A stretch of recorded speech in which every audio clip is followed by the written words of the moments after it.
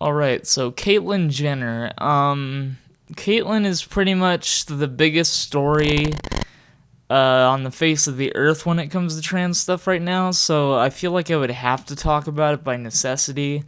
Well, I guess the first thing I have to say is that I fully support her completely. I mean, there's no reason not to.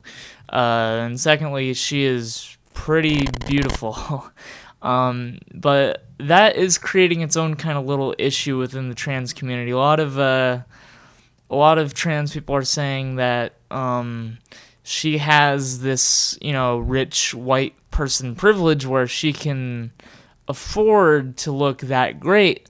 And what's problematic is that it's putting a false image of what trans women are out, and it's giving people the illusion that, when you transition, you're going to look that great, when it's not necessarily the case. She just has that opportunity to do that, and so it kind of puts an expectation on cis people to see trans women as having to be held up to that standard of beauty, like that if we don't look as good as she does, then that will, have a negative consequence because of people's expectation that's set forth by looking at the case of Caitlyn. I do think that is an issue, but I think that's not something I can fault her as an individual for so much as I can definitely fault the people who would look at her and then use that as the prime example of what it means to be trans, which I think most people who aren't super familiar with the concept of trans stuff, of trans identities, I don't think that I think they will probably look at Caitlyn as the prime example. One thing about this situation that I think is interesting is the dynamic that it will create. I mean, where you stand on Caitlyn, for the most part, can out you as transphobic or transmisogynistic pretty quickly. Like Drake Bell recently was getting under fire for saying that he's still gonna call Caitlyn Bruce, which my issue with that is that anybody who calls her Bruce, it's not just transmisogynistic, it's not just transphobic, it's also wrong. I mean, I don't know for sure, but I would guess that she legally changed her name to Caitlyn by now. I mean, she can afford it. It should be really easy for her to do that. So, I mean, it's her legal name. It's her preferred name. So if you don't call her Caitlyn, you're wrong. You can call her Steve, or you can call her, Rachel, and you're still wrong. It doesn't matter what you call her. If you don't call her Caitlyn, you're using the wrong name. So if you call her Bruce, you're just factually wrong now. It doesn't matter if you deny gender identity, you still have to call her Caitlyn, because that's her preferred name and her legal name, as far as I know. So that's another issue, is that obviously some people aren't going to accept it, but one thing that I really like about this situation is that it kind of pressures cis people in a somewhat good way, where of all celebrities to become, to transition like this, I think, I think Caitlyn was one of the better possibilities, because, people will look at the supposed Bruce's legacy, and a lot of people kind of have this gender thing of like, oh, well, that's a man's achievement or that's a woman's achievement. And so people will look at Bruce, and transphobes will say that it was Bruce. It was a man who did that.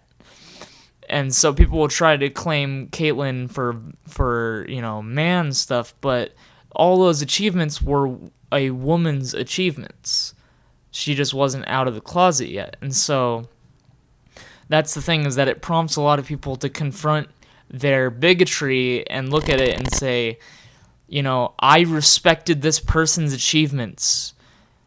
Did I respect it because this person was, remarkable? Or did I respect it because this person had symbolic importance for manhood, for example? And so that's the thing, is that it will force people to confront the way that they see gender, and it will out people as either transphobic if they claim all of these past things for manhood and for Bruce, or if they label Caitlyn Bruce now, it'll out them. And so I think it will hypothetically in some ways make the world a bit better for trans people, because we'll be more conscious, based off of the story of Caitlyn, we'll be more conscious of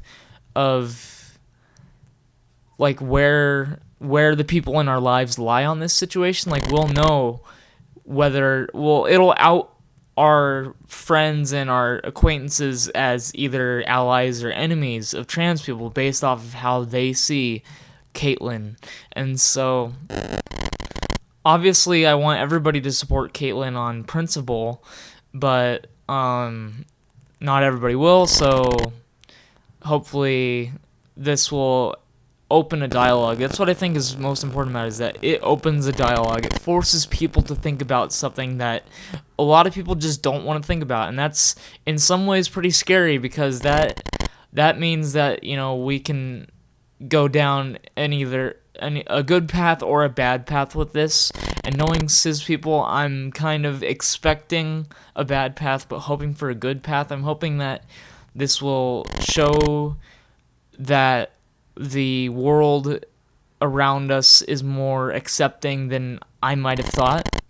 But obviously there will be transphobes coming out of the woodwork to express disapproval for Caitlyn and use Bruce still refer to her as a man, and that's upsetting, but it's gonna happen. It's bound to happen. Whenever any big news like this happens, there's always gonna be people coming out to denounce it and say bad things about the people involved. So I don't know. I think that LGBT rights and issues have been such a big deal lately, but it's been such a focus on, gay, lesbian stuff. There's been almost no focus on trans issues until very recently. I mean, if you look back 10 years, it was acceptable to treat all LGBT people as second-class citizens, and now it's still okay to treat trans people as second-class citizens, but there's been such a push to treat orientation as something that deserves better, but there hasn't been as strong of a push to treat gender identity better, and so, nobody can ignore it now. And that's kind of the thing about Caitlyn Jenner's story that I think is most important, is that now we have to talk about it. And I just hope that the dialogue doesn't close after it all settles down. Now that we've seen what she looks like, now it's like, for me, I just hope that Caitlyn uses this opportunity to keep the dialogue open and to help trans people out, because she's probably the most powerful trans person in the world right now, and that could be used for a lot of good things and a lot of bad things, and I imagine that I imagine she'll do good with it, but I could be wrong. So currently my basic thoughts on it are cautious optimism, but knowing that there is an underlying darkness to what can come of this, and just hoping that people talk with trans people and get to know us and ask us and learn from this story and learn from other celebrities such as Laverne Cox, learn from, acquaintances, friends, family, learn from, just the community at large. I think that if we can keep the dialogue open and keep this talk about Caitlyn Jenner alive while focusing on what that means for trans people as a whole, and not just making it about her all the time and making it about what she represents, if we can look at the symbolic importance of this of this, happening. I think that is something that will help us out in the long run, but still, I'm just kind of cautiously optimistic that things will look different in a positive way because of the story with Caitlyn. So obviously, I support her fully, and she's a great athlete and seems like a great person as far as I know. And everything she did was something a woman did. There's no man in her, and that's